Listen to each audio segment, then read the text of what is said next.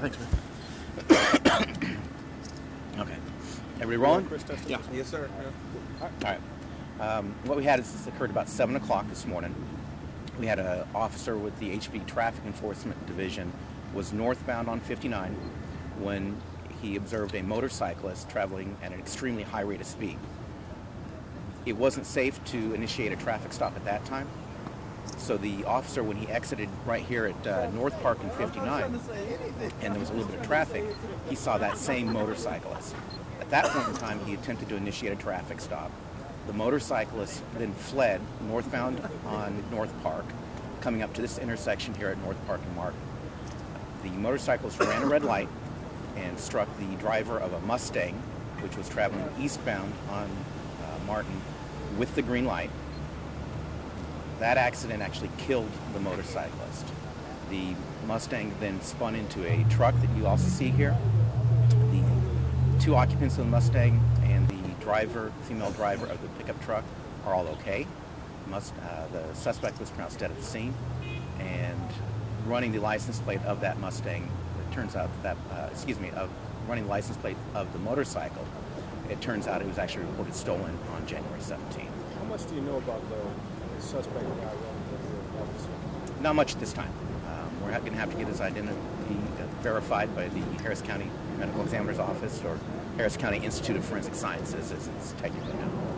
Do you know where on 59 the officer saw him speeding? No, I don't. It was shortly before the Northpark exit. Okay. No approximate age. It's going to be a black male for the suspect.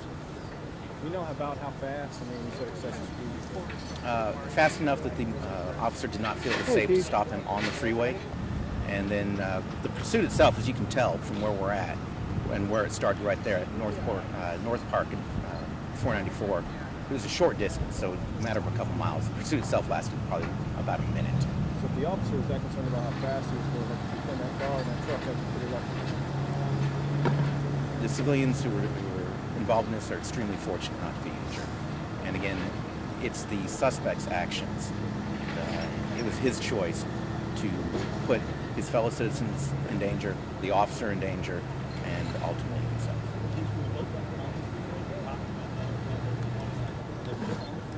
In that initial,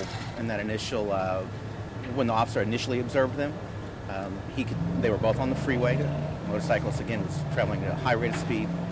Because it's a traffic enforcement officer, he actually has radar in the patrol vehicle that could let him know that this motorcyclist was traveling definitively at an extremely high rate of speed. But again, he didn't feel it was safe at that time to try to initiate his traffic stop.